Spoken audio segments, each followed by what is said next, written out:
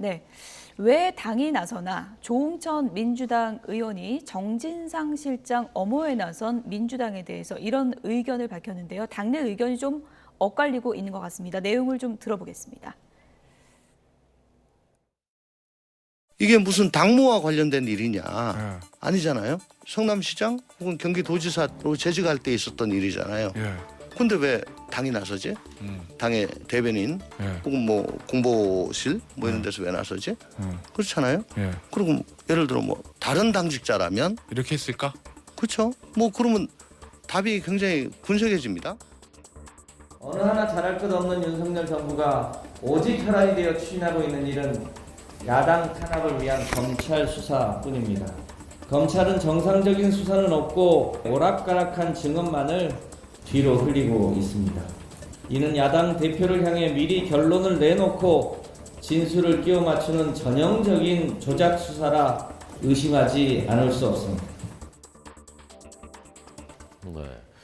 이제 이상민 의원에 이어서 이제 조응천 의원도 같은 결의 발언. 이런 문제 있을 때 사실 이제 이런 발언 하시는 분들이 이제 항상 정해져 있는데 조 교수님 어떤 입장이십니까? 그러니까 일단 저는 이렇게 생각해요. 뭐 당이 왜 나서냐고 말씀을 하시는데 민주당에서 볼 때 지금의 그러니까 대선 과정에서 이 문제가 논란이 돼가지고 양측 다 논란이 됐었거든요. 그러니까 지금 윤석열 대통령이 대선 후보 당시에도 부산저축은행 문제라든지 아니면 김만배 씨 누나가 이제 그 윤석열 대통령의 부친의 집을 구입한 문제 이런 문제 때문에 논란이 됐었어요. 그 부분은 전혀 지금 수사가 안 되고 있고 그 다음에 이제 이번에 정진상, 김용 이 두 분에 대해 수사를 하면서 그 전까지 8개월 전만 해도 유동규 씨가 뇌물로 받은 거라고 그렇게 거의 잠정 결론을 내리고 공소장도 하고 재판이 진행되다가 갑자기 입장을 바꿔가 지금 대선 자금 얘기가 나오고 있거든요.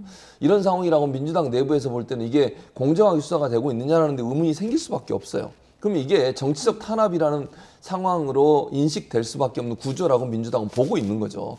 당대표여서가 아니라 물론 민주당의 국회의원 중에 한 분이고 또 그분이 지금 당하고 있는 것이 정당한 어떤 수사의 결과가 아니라 정치적인 탄압의 성격이 있다고 생각하면 민주당 입장에서는 가만히 있을 수 없는 거죠. 그러니까 보는 관점이 다른 거예요, 지금. 그러니까 조응천 의원은 어떻게 보시는지 모르겠는데 이런 국민의힘이나 아니면 이제 보수 진영에서는 이건 정당한 수사라고 주장하지만 민주당에서는 정치적으로 어떤 타겟을 정하고 어쨌든 민주당 내부에서 그 대선에 다음 대선에도 뭐 후보 중에 한 명으로 거론되고 있는 민주당 당대표에 대해서 이런 공격을 하는 것이 정치적 공격이기 때문에 거기서 맞서 싸워야 된다는 프레임으로 지금 나가고 있는 것이기 때문에 저는 시각의 차이라고 봐요. 그러니까 조응천 의원은 모르겠습니다. 이제 개인적으로 어떤 의견을 갖고 있는지 모르겠지만 말씀하는 걸 들어보면 이건 개인 비리의 문제라고 지금 얘기를 하시는 거고 민주당 내부에서는 개인 비리가 아니고 정치적 탄압의 문제라고 보기 때문에 적극적으로 대응할 수밖에 없는 구조라고 봅니다. 정치 탄압이기 때문에 이것은 당 차원의 대응이 맞다. 이렇게 보는 시각이 있다고 얘기를 해주셨는데 하지만 또 정진상 실장에 대한 영장이 청구가 되고 만약에 이렇게 수사가 더 진행이 된다면 당내 반발 기류가 커질 수밖에 없다. 이런 시각도 있거든요. 이 일을 예견된 일이라고 판단하는 민주당 사람들도 꽤 있을 거라 봅니다. 왜냐하면 애당초에 대선 패배했던 이재명 대표가 보궐선거에 출마한다고 했을 때부터 민주당의 비당대책위원장이었던 그 박지원 위원장은 반대 입장을 분명히 했죠.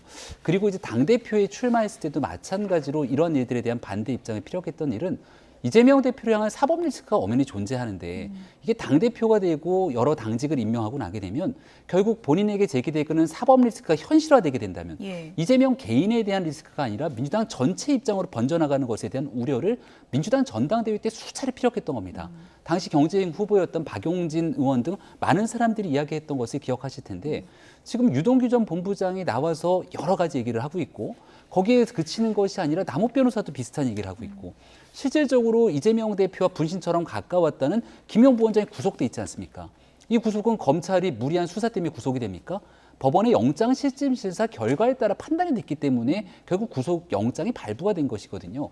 그리고 이제 더 나아가서 이재명 대표와 오랜 인연이 있는 정진상 실장까지 실질 구속이 되고 수사 상황들이 그 윗선을 향해 가게 된다면 민주당은 언제까지 이재명 대표, 민주당을 향한 정치적 압박 수사냐라고 얘기를 할 것인지 만약에 최종적인 법원의 판단으로 이 모든 일들이 현실이 되게 된다면 이라고 가정할 수밖에 없을 건데 2019년 조국 전 장관 사태가 불거졌을 때 이 내용들에 대해서 맞서서 언급하다가 훗날 시간이 지나고 조국의 강을 건너야 된다 이렇게 주장했던 민주당의 후회들을 생각해 보게 된다면 지금쯤 조응천 의원들이 얘기하고 있는 모습들이 큰 무리된 상황은 아니라고 저는 봅니다.